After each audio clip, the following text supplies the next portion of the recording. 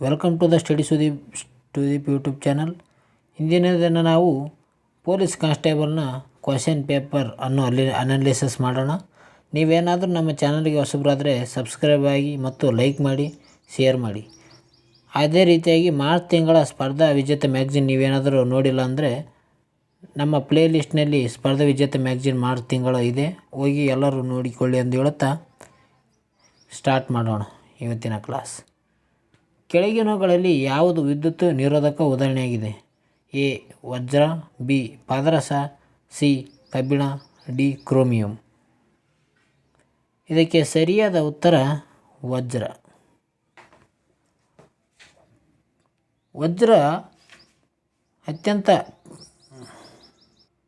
ವಜ್ರವು ಇಂಗಾಲದ ಬಹು ರೂಪವಾಗಿದೆ. ಅದು ಸ್ಫಟಿಕ ರೂಪದಲ್ಲಿರುತ್ತದೆ. ಇದು ವಿದ್ಯುತ್ ಅವಾಹಕವಾಗಿದೆ.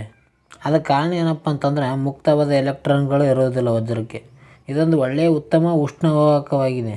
ವಜ್ರವು ಉತ್ತಮ ಉಷ್ಣವಾಹಕವಾಗಿರಲು ಕಾರಣ ಏನಪ್ಪ ಅಂತಂದರೆ ಬಲವಾದ ಸಹಬ್ಯಾಲೆನ್ಸಿ ಬಂಧವನ್ನು ಹೊಂದಿರುತ್ತದೆ ಅದು. ಅದಕ್ಕೆ ವಜ್ರವು ಉತ್ತಮ ಉಷ್ಣವಾಹಕವಾಗಿದೆ. ಅದೇ ರೀತಿಯಾಗಿ ವಜ್ರದ ಪರಮಾಣುಗಳು ಒತ್ತೊತ್ತಾಗಿ ಜೋಡಣೆಯಾಗಿರುವುದರಿಂದ ವಜ್ರವು ಯಾವುದೇ ರಾಸಾಯನಿಕದೊಡನೆ ವರ್ತಿಸುವುದಿಲ್ಲ. ವಜ್ರದಲ್ಲಿ ಪರಮಾಣುಗಳು ಒತ್ತೊತ್ತಾಗಿ ಜಾಲದ ರೂಪದಲ್ಲಿ ಜೋಡಣೆಯಾಗಿರುವುದರಿಂದ ಚತುರ್ಮುಖಿ ಜೋಡಣೆ ಹೊಂದಲು ಕಾರಣವಾಗಿದೆ. ಏನಾಗಿದೆ? ಚತುರ್ಮುಖ ಜೋಡಣೆ ಹೊಂದಲು ಕಾರಣವಾಗಿದೆ. ಪ್ರಕೃತಿಯಲ್ಲಿ ದೊರೆಯುವ ಅತಿ ಕಠಿಣವಾದ ವಸ್ತು ಯಾವುದಪ್ಪ ಅಂತಂದರೆ ಅದು ವಜ್ರವಾಗಿದೆ.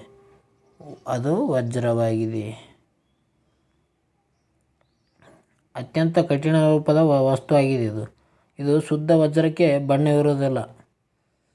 ಕಪ್ಪು ವಜ್ರ ಎಂದೇನಕ್ಕೆ ಯಾವುದನ್ನು ಕರೀತಾರೆ ಅಂದರೆ ಅದನ್ನು ಕಲ್ಲಿದ್ದಲುಕ್ಕೆ ಕಪ್ಪು ವಜ್ರ ಎಂದು ಕರೆಯುತ್ತಾರೆ. ಅದೇ ರೀತಿಯಾಗಿ ಮುಂದಿನ ಪ್ರಶ್ನೆಗೆ ಹೋಗೋಣ.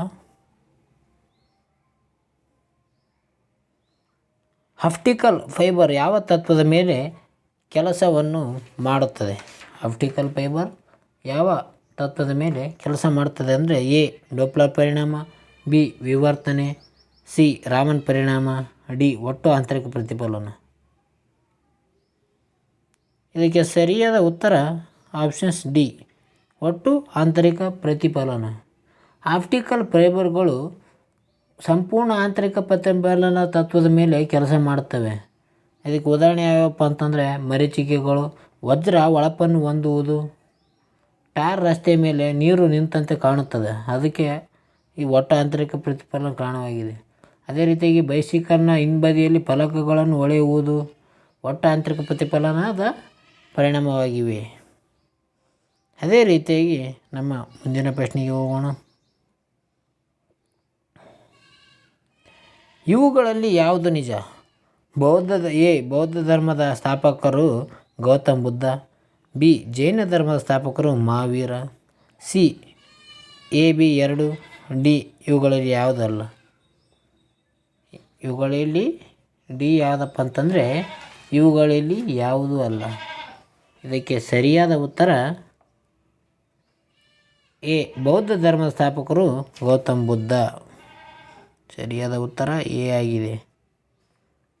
ಬೌದ್ಧ ಧರ್ಮದ ಸ್ಥಾಪಕ ಗೌತಮ್ ಬುದ್ಧ ಆಗಿದ್ದಾನೆ. ಬುದ್ಧನ ಮೊದಲ ಹೆಸರು ಏನಪ್ಪ ಅಂತಂದರೆ ಸಿದ್ಧಾರ್ಥ.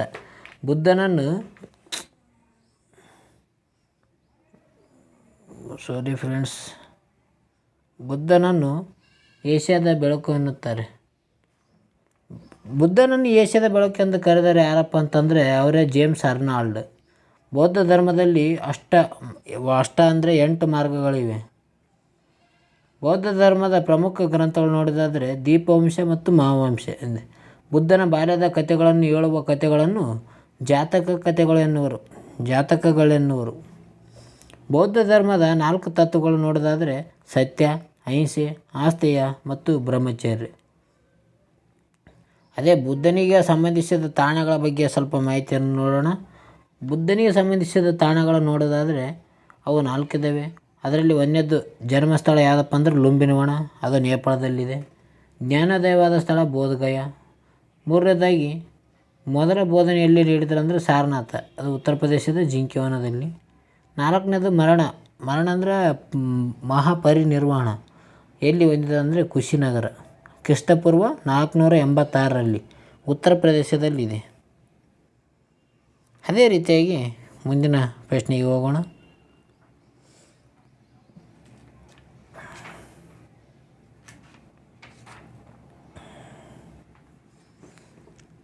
ಕೃಷ್ಣ ಇವು ಕೆಳಗಿನಗಳಲ್ಲಿ ಯಾವುದು ಕೃಷ್ಣಾ ನದಿಯ ಉಪನದಿ ಯಾವುದಾಗಿದೆ? ಕೃಷ್ಣಾ ನದಿಯ ಉಪನದಿ ಯಾವುದಾಗಿದೆ? ಇದಕ್ಕೆ A Hemavathi, B Sharavathi, C Kabini. ಇದಕ್ಕೆ ಸರಿಯಾದ ಉತ್ತರ ಭೀಮಾ. ಬಿ ಸರಿಯಾದ ಉತ್ತರ ಭೀಮವಾಗಿದೆ. ಕೃಷ್ಣಾ ನದಿಯ ಎಡದಂಡೆ ಉಪ ನದಿಗಳು ನೋಡೋದಾದರೆ ದೋಣಿ, ಭೀಮಾ, ದೀದಿ, ಮೂಸಿ, ಪಲ್ಲೇರು, ಅಕ್ಕೇರು ಮತ್ತು ವೀರ. ಕೃಷ್ಣಾ ನದಿಯ ಬಲದಂಡೆಯ ಉಪನದಿಗಳು ನೋಡೋದಾದರೆ ತುಂಗಭದ್ರಾ, ಘಟಪ್ರಭಾ, ಮಲಪ್ರಭಾ, ಕೊಯ್ಲಾ, ವರ್ಣ, ಪಂಚಗಂಗಾ, ದೂದ್ಗಂಗಾ. ಅದೇ ರೀತಿಯಾಗಿ ಕಾವೇರಿ ನದಿಯ ಬಗ್ಗೆ ನೋಡೋದಾದರೆ ಕಾವೇರಿ ನದಿಯ ಬಲ ದಂಡೆ ನದಿಗಳು ನೋಡೋದಾದರೆ ಲಕ್ಷ್ಮಣ ತೀರ್ಥ, ಕಬಿನಿ, ಭವಾನಿ, ನೋಯ್ಲಾ, ಅಮರಾವತಿ, ಮೋಯಾರ್.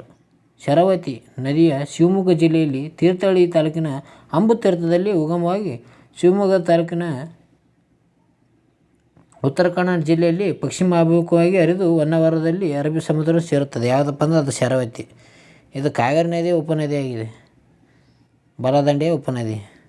ಇದು ಶಿವಮೊಗ್ಗದಲ್ಲಿ ಉಗಮವಾಗಿ ಉತ್ತರ ಕನ್ನಡದಲ್ಲಿ ಹರಿದು ಪಶ್ಚಿಮಾಭಿಮುಖವಾಗಿ ಉತ್ತರ ಕನ್ನಡದಲ್ಲಿ ಹರಿದು ಅರಬ್ಬಿ ಸಮುದ್ರವನ್ನು ತಲುಪುತ್ತದೆ. ಹಾಗಾದರೆ ಮುಂದಿನ ಪ್ರಶ್ನೆಗೆ ಹೋಗೋಣ.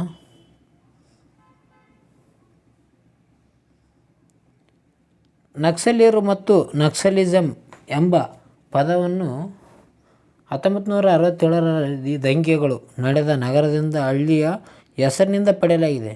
ನಕ್ಸಲ್ಬಾರಿ ಹಳ್ಳಿ ಯಾವ ರಾಜ್ಯದಲ್ಲಿದೆ? ನಕ್ಸಲ್ಬಾರಿ ಹಳ್ಳಿ ಯಾವ ರಾಜ್ಯದಲ್ಲಿದೆ ಅಂದರೆ option C Andhra Pradesh, B Jharkhand, C ಪಶ್ಚಿಮ ಬಂಗಾಳ, ಡಿ ಛತ್ತೀಸ್ಗಢ. ಇದಕ್ಕೆ ಸರಿಯಾದ ಉತ್ತರ ಪಶ್ಚಿಮ ಬಂಗಾಳ.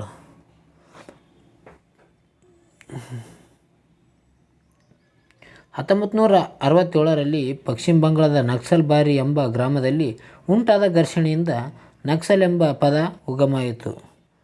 1967ರಲ್ಲಿ ನಕ್ಸಲ್ ಎಂಬ ಗ್ರಾಮದಲ್ಲಿ ಉಂಟಾದ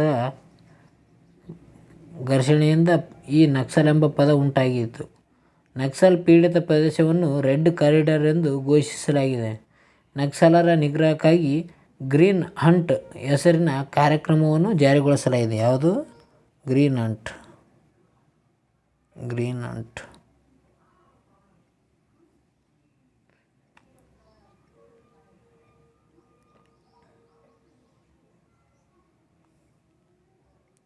ಓಕೆ ಫ್ರೆಂಡ್ಸ್, ಇದೇ ರೀತಿ ಮುಂದಿನ ಪ್ರಶ್ನೆಗೆ ಹೋಗೋಣ.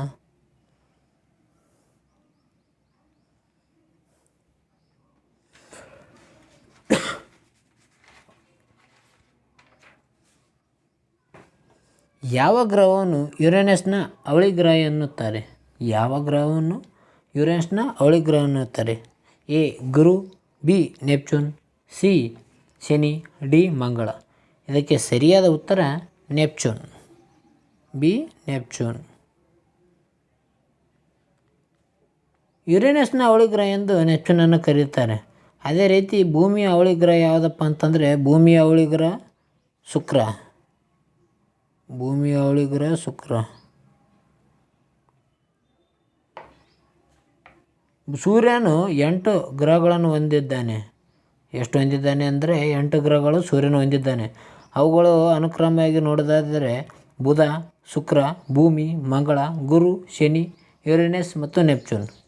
ಯಾವ್ಯಾವಪ್ಪ ಅಂತಂದರೆ ಬುಧ, ಶುಕ್ರ, ಭೂಮಿ, ಮಂಗಳ,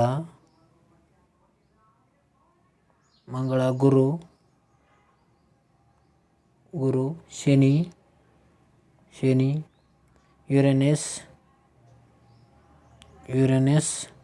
ಮತ್ತು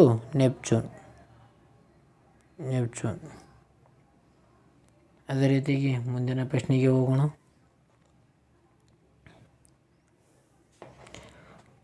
ಎಲ್ ನೀನು ಒಂದು 7ನೇ ಪ್ರಶ್ನೆ. ಎಲ್ ನೀನು ಒಂದು ಎ ಸಮುದ್ರದ ಬಿರುಗಾಳಿ, ಬಿ ಬೆಚ್ಚಗಿನ ಪ್ರವಾಹ, ಸಿ ಉಷ್ಣವಲಯದ ಅಡಚಣೆ, ಡಿ ಚಂಡಮಾರುತ. ಇದಕ್ಕೆ ಸರಿಯಾದ ಉತ್ತರ ಆಪ್ಷನ್ಸ್ ಬಿ ಬೆಚ್ಚಗಿನ ಸಾಗರ ಪ್ರವಾಹ. ಆಪ್ಷನ್ಸ್ ಬಿ ಬೆಚ್ಚಗಿನ ಸಾಗರ ಪ್ರವಾಹ. ಎಲ್ ನೀನೋ ಎಂಬುದು ಏನಪ್ಪ ಅಂತಂದರೆ ಇದು ಬೆಚ್ಚಗಿನ ಸಾಗರ ಪ್ರವಾಹವಾಗಿದೆ. ದಕ್ಷಿಣ ಪೆಸಿಫಿಕ್ ಸಾಗರದಲ್ಲಿ ಉಷ್ಣೋದಕ ಪ್ರವಾಹವಾಗಿದೆ. ಯಾವುದು? ದಕ್ಷಿಣ ಪೆಸಿಫಿಕ್ ಸಾಗರದಲ್ಲಿ ಉಷ್ಣೋದಕ ಪ್ರವಾಹ ಆಗಿದೆ ಇದು ಎಲ್ ನೀನೋ ಎಂಬುದು ದಕ್ಷಿಣ ಅಮೆರಿಕದ ಪಶ್ಚಿಮ ಕರಾವಳಿಯ ಪೆರು ದೇಶದಲ್ಲಿ ಕಂಡುಬರುವ ಉಷ್ಣೋದಕ ಪ್ರವಾಹ ಇದೆ. ಸಾಮಾನ್ಯವಾಗಿ ಭೂಮಿಯ ಮೇಲ್ಮೈನ ಎಲ್ಲ ಉಷ್ಣೋದಕ ಪ್ರವಾಹಗಳು ಭೂಖಂಡಗಳ ಪೂರ್ವ ಕರಾವಳಿಯಲ್ಲಿ ಕಂಡುಬರುತ್ತವೆ. ಇಲ್ಲಿ ಭೂಖಂಡಗಳ ಪೂರ್ವ ಕರಾವಳಿಯಲ್ಲಿ ಕಂಡುಬರ್ತವೆ. ಆದರೆ ಅನಿರ್ದಿಷ್ಟವಾದ ಸಮಯದಲ್ಲಿ ದಕ್ಷಿಣ ಅಮೆರಿಕದ ಪಶ್ಚಿಮ ಕರಾವಳಿಯಲ್ಲಿ ಉತ್ತರದಿಂದ ದಕ್ಷಿಣಾಭಿಮುಖವಾಗಿ ಉಷ್ಣೋದಕ ಪ್ರವಾಹವು ಸಂಭವಿಸುತ್ತದೆ. ಈ ಪ್ರವಾಹವು ಕ್ರಿಸ್ಮಸ್ ಹಬ್ಬದ ಸಮಯದಲ್ಲಿ ಕಂಡುಬರುವುದರಿಂದ ಈ ಪ್ರವಾಹಕ್ಕೆ ಎಲ್ ನೀನೋ ಎನ್ನುವರು. ಯಾವ ಟೈಮಿಗೆ ಕಂಡುಬರ್ತದೆ? ಕ್ರಿಸ್ಮಸ್ ಸಮಯದಲ್ಲಿ ಕಂಡುಬರೋ ಸಲಿಗೆ ಇದಕ್ಕೆ ಎಲ್ ನೀನೋ ಎಂದು ಹೆಸರಿಡಲಾಗಿದೆ. ಎಲ್ ನೀನೋ ಎಂಬ ಪದವು ಅರ್ಥ ನೋಡೋದಾದರೆ, ಮಗುವಾದ ಯೇಸು ಈ ಪ್ರವಾಹದ ಪರಿಣಾಮವಾಗಿ ಭಾರತ ಮತ್ತು ದಕ್ಷಿಣ ಏಷ್ಯಾದ ರಾಷ್ಟ್ರಗಳಿಗೆ ಬರಗಾಲ ಸಂಭವಿಸಿದರೆ, ದಕ್ಷಿಣ ಅಮೆರಿಕದ ಪಶ್ಚಿಮ ಕರಾವಳಿಯ ರಾಷ್ಟ್ರಗಳಾದ ಚಿಲಿ, ಪೆರು ಮತ್ತು ಈಕ್ವೆಡಾರ್ ದೇಶಗಳಲ್ಲಿ ಮೀನುಗಾರಿಕೆಯ ನಷ್ಟ ಕಂಡುಬರುತ್ತದೆ. ಏನಂತೆ ಅದು? ದಕ್ಷಿಣ ಏಷ್ಯಾಗಳ ರಾಷ್ಟ್ರಗಳಿಗೆ ಬರಗಾಲ ಸಂಭವಿಸಿದರೆ ದಕ್ಷಿಣ ಅಮೆರಿಕದ ಪಶ್ಚಿಮ ಭಾಗದಲ್ಲಿರುವ ಚಿಲಿ, ಪೆರು, ಈಕ್ವೆಡಾರ್ ದೇಶಗಳ ಮೀನುಗಾರಿಕೆ ನಷ್ಟ ಕಂಡುಬರುತ್ತದೆ. ಅದೇ ಈ ಎಲ್ ನೀನೋ ಎಂದರೆ ಬೆಚ್ಚಗಿನ ಸಾಗರ ಪ್ರವಾಹವಾಗಿದೆ. ಮುಂದಿನ ಪ್ರಶ್ನೆಗೆ ಹೋಗೋಣ. ಕೆಳಗಿನಗಳಲ್ಲಿ ಯಾವುದನ್ನು ಕೃತಕ ಮಳೆ ಬರಿಸುವುದಕ್ಕಾಗಿ ಉಪಯೋಗಿಸುತ್ತಾರೆ?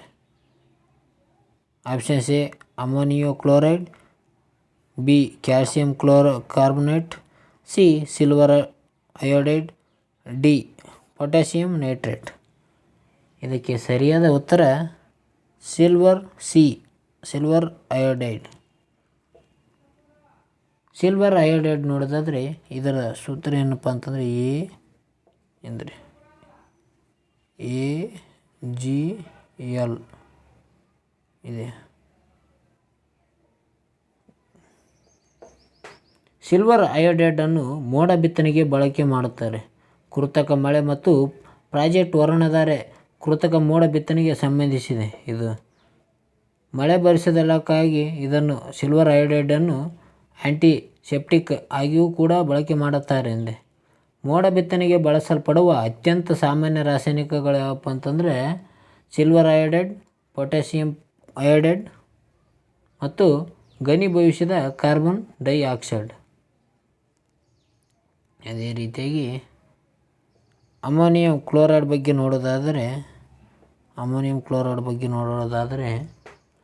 ರಸಗೊಬ್ಬರಗಳಲ್ಲಿ ಸಾರಜನಕದ ಮೂಲವಾಗಿ ಬಳಸುತ್ತಾರೆ. ಇದನ್ನು ಯಾವುದು? ಅಮೋನಿಯಂ ಕ್ಲೋರೈಡನ್ನು ರಸಗೊಬ್ಬರಗಳಲ್ಲಿ ರಾಸಾಯನಿಕ ಸಾರಜನಕವಾಗಿ ಮೂಲವಾಗಿ ಬಳಸುತ್ತಾರೆ. ಕೆಮ್ಮಿನ ಔಷಧಿಯಾಗಿ ವೈದ್ಯಕೀಯವಾಗಿ ಬಳಸುತ್ತಾರೆ. ಲೆಂಕಾಂಜೆ ಕೋಶಗಳಲ್ಲಿ ದ್ರಾವಣವಾಗಿ ಬಳಸುತ್ತಾರೆ. ಅದೇ ರೀತಿ ಪೊಟ್ಯಾಸಿಯಂ ನೈಟ್ರೇಟ್ ಬಗ್ಗೆ ನೋಡೋದಾದರೆ ಇದನ್ನು ರಸಗೊಬ್ಬರಗಳಲ್ಲಿ ಸಾರಜನಕದ ಮೂಲವಾಗಿ ಬಳಸುತ್ತಾರೆ. ಇದನ್ನು ಸಾಲ್ಟ್ಪೇಟ್ರೆ ಎಂದು ಕೂಡ ಕರೆಯುತ್ತಾರೆ. ಏನಂತ ಕರೀತಾರೆ ಅಂದರೆ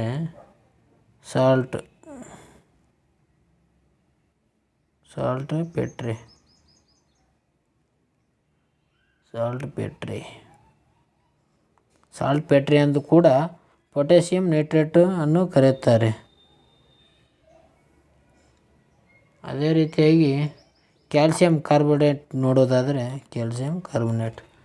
ಕ್ಯಾಲ್ಸಿಯಂ ಕಾರ್ಬೊನೇಟ್ ಬಗ್ಗೆ ನೋಡೋದಾದರೆ ಇದನ್ನು ಸುಣ್ಣದ ರಾಸಾಯನಿಕ ಹೆಸರಾಗಿದೆ. ಇದು ಏನಾಗಿದೆಪ್ಪ ಅಂದ್ರೆ ಸುಣ್ಣದ ರಾಸಾಯನಿಕ ಹೆಸರು. ಇದರ ಸೂತ್ರ ಏನಪ್ಪ ಅಂದ್ರೆ CaCO3 ಆಗಿದೆ. ಇದು ಕೋಳಿ ಮೊಟ್ಟೆಯ ಕವಚದಲ್ಲಿ ಮತ್ತು ಅಮೃತಶಿಲೆಗಳಲ್ಲಿ ಕಂಡುಬರುತ್ತದೆ. ಕೋಳಿ ಮೊಟ್ಟೆಯ ಕವಚದಲ್ಲಿ ಮತ್ತು ಅಮೃತಶಿಲೆಯಲ್ಲಿ ಕಂಡುಬರುತ್ತದೆ. ಮುಂದಿನ ಪ್ರಶ್ನೆಗೆ ಹೋಗೋಣ. ಅದೇ ರೀತಿಯಾಗಿ ನಮ್ಮ 9ನೇ ಪ್ರಶ್ನೆ, ಚಾಲುಕ್ಯ ಸಾಮ್ರಾಜ್ಯದ ಕಾಲದಲ್ಲಿ ಪಟ್ಟದಕಲ್ಲು ದೇವಾಲಯಗಳು ಯಾವುದರಿಂದ ಕಟ್ಟಿದ್ದಾರೆ? ಚಾಲುಕ್ಯ ಸಾಮ್ರಾಜ್ಯದ ಕಾಲದಲ್ಲಿ ಪಟ್ಟದಕಲ್ಲು ಯಾವುದರಿಂದ ಕಟ್ಟಿದ್ದಾರೆ ಅಂದರೆ ಆಪ್ಷನ್ಸ್ ಎ ಗುಲಾಬಿ ಅಮೃತಶಿಲೆ ಕಲ್ಲು, ಆಪ್ಷನ್ಸ್ ಬಿ ಕೆಂಪು ಲ್ಯಾಟರೈಟ್ ಕಲ್ಲು, ಆಪ್ಷನ್ ಸಿ ಕೆಂಪು ಮರಳಿನ ಕಲ್ಲು, ಆಪ್ಷನ್ಸ್ ಡಿ ಕೆಂಪು ಗ್ರಾನೈಟ್ ಕಲ್ಲು. ಇದಕ್ಕೆ ಸರಿಯಾದ ಉತ್ತರ ಕೆಂಪು ಮರಳಿನ ಕಲ್ಲು, ಸಿ ಕೆಂಪು ಮರಳಿನ ಕಲ್ಲು ಆಗಿದೆ.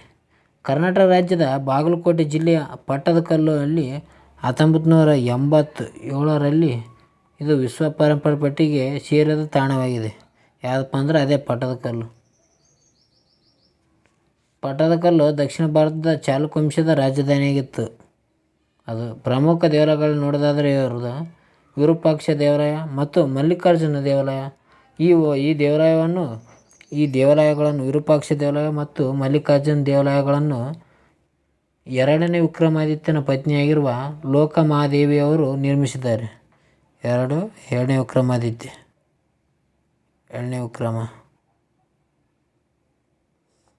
ವಿಕ್ರಮಾದಿತ್ಯನ ಹೆಂಡತಿಯಾದ ಲೋಕಮಾದೇವಿಯವರು ನಿರ್ಮಿಸಿದ್ದಾರೆ.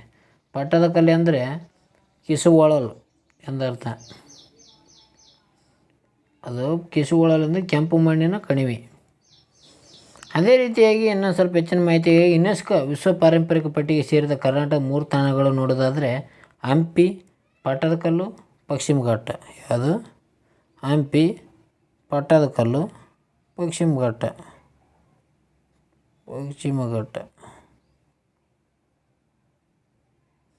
ಮುಂದಿನ ಪ್ರಶ್ನೆಗೆ ಹೋಗೋಣ. ನಮ್ಮ ಕೊನೆಯ ಪ್ರಶ್ನೆಯಾಗಿರುತ್ತೆ, ಈ ಕೆಳಗಿನಗಳಲ್ಲಿ ಯಾವುದು ಸಸ್ತನಿ? ಎ ಏಮು, ಬಿ ವೇಲ್ ತಿಮಿಂಗಲ ಅಂತಾರೆ ಇದಕ್ಕೆ, ಸಿ ಡೈನೋಸಾರಸ್, ಡಿ ಶಾರ್ಕ್. ಇದಕ್ಕೆ ಸರಿಯಾದ ಉತ್ತರ ವೇಲ್ ಅಂದರೆ ತಿಮಿಂಗಲ. ನೀಲಿ ತಿಮಿಂಗಲವು ಅತಿ ದೊಡ್ಡ ಸಸ್ತನಿಯಾಗಿದೆ. ಏನಾಗಿದೆ? ನೀಲಿ ತಿಮಿಂಗಲ ಅತಿ ದೊಡ್ಡ ಸಸ್ತನಿಯಾಗಿದೆ. ಜಗತ್ತಿನ ಅತಿ ಚಿಕ್ಕ ಸಸ್ತನಿ ಯಾವುದಪ್ಪ ಅಂತಂದರೆ ಅದು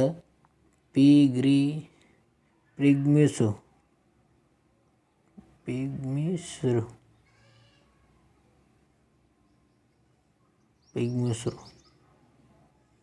ಅದೇ ರೀತಿಯಾಗಿ ಹಾರಲಾರದ ಅತಿ ದೊಡ್ಡ ಪಕ್ಷಿ ಯಾವುದಂದರೆ ಅದು ಆಸ್ಟ್ರಿಚ್, ಉಷ್ಟ್ರ ಪಕ್ಷಿ ಅನ್ನುತ್ತಾರೆ. ಅಂದರೆ ಹಾರಲಾಗದ ಪಕ್ಷಿಗಳಿಗೆ ಉದಾಹರಣೆ ಯಾವಪ್ಪ ಅಂತಂದರೆ ಆಸ್ಟ್ರಿಚ್. ಅದು ಆಫ್ರಿಕಾದಾಗಿರುತ್ತೆ. ಅದು ಆಸ್ಟ್ರಿಚ್ ನಿಮಗೆಲ್ಲ ಗೊತ್ತೇ ಇರುತ್ತೆ. ಅದರ ಹೆಚ್ಚಿನ ಮಾಹಿತಿ ಆಸ್ಟ್ರಿಚ್ ಇದು ಆಸ್ಟ್ರೇಲಿಯಾದಲ್ಲಿ ಕಂಡುಬರುತ್ತದೆ. ಎರಡನೇದು ಹಾರಲಾರದ ಪಕ್ಷಿಗಳು ಇವು ಏಮು. ಇದು ಆಸ್ಟ್ರೇಲಿಯಾದ 2ನೇ ಅತಿ ದೊಡ್ಡ ಪಕ್ಷಿಯಾಗಿದೆ. ಯಾವುದು? ಏಮು 2ನೇ ದೊಡ್ಡ ಪಕ್ಷಿ ಆಸ್ಟ್ರೇಲಿಯಾದ. ಅದೇ ರೀತಿ ಪೆಂಗ್ವಿನ್, ಇದು ಅಂಟಾರ್ಟಿಕಾದಾಗ ಕಂಡುಬರ್ತದಲ್ಲ ಪೆಂಗ್ವಿನ್, ಅದು ಹಾರಲಾರದ ಪಕ್ಷಿಯಾಗಿದೆ. ಅದು ಕೂಡ ಪೆಂಗ್ವಿನ್. ಅದೇ ರೀತಿಯಾಗಿ ರಿಯಾ ಅಂದರೆ ದಕ್ಷಿಣ ಅಮೇರಿಕಾದ ಅದು ಒಂದು ಪಕ್ಷಿನೇ ಹಾರಲಾರದು. ಅದೇ ರೀತಿ ಕಿವಿ ಅನ್ನೋದು ಒಂದು ಪಕ್ಷಿ ನೋಡಿ, ಮತ್ತೇನೋ ಅಂತ ಅಂದ್ಕೊಂಡ್ರೆ ಕಿವಿ ಅಂದರೆ ನಮ್ಮ ಕಿವಿ ಅಂತ. ಇದು ನ್ಯೂಜಿಲ್ಯಾಂಡ್ದಲ್ಲಿ ಕಂಡುಬರುತ್ತದೆ. ಇಲ್ಲಿ ನ್ಯೂಜಿಲ್ಯಾಂಡ್. ಅದೇ ರೀತಿಯಾಗಿ ನಾವು ಶಾರ್ಕ್ ಬಗ್ಗೆ ನೋಡೋದಾದರೆ ಶಾರ್ಕ್ ಒಂದು ಮೀನಾಗಿದೆ. ಇದು ಮೂಳೆ ಇಲ್ಲದೆ ಕೇವಲ ಮೃದುಸ್ಥಿತಿಯನ್ನು ಮಾತ್ರ ಹೊಂದಿರುತ್ತದೆ. ಶಾರ್ಕ್ ಮೂಳೆ ಇಲ್ಲ, ಶಾರ್ಕಿಗೆ ಬರೀ ಮೃದುಸ್ಥಿತಿಯಿಂದ ಹೊಂದಿರ್ತದೆ. ಡೈನೋಸಾರ್ ಬಗ್ಗೆ ನೋಡೋದಾದರೆ ಇದೊಂದು ಡಯಾಸಿಕ್ ಯುಗದಲ್ಲಿ ಮೊದಲು ಕಾಣಿಸಿಕೊಂಡ ಸರೀಸೃಪ ಆಗಿದೆ. ಡೈನೋಸಾರ್ ಇದು ಯಾವುದಪ್ಪ ಅಂದರೆ